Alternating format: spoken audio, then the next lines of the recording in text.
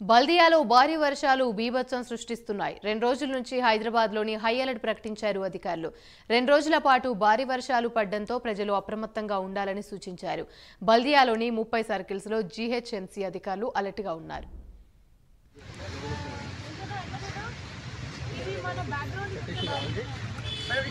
Madam కొంచెం పైకి రండి మేడం. పైకి రండి మేడం. బ్రదర్ నాకు మేడం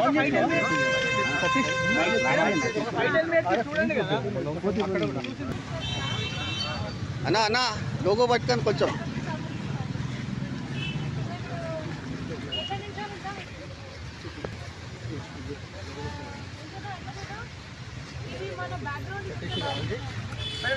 మేడం కొంచెం పైకి రండి మేడం. పైకి రండి మేడం. బ్రదర్ నాకు మేడం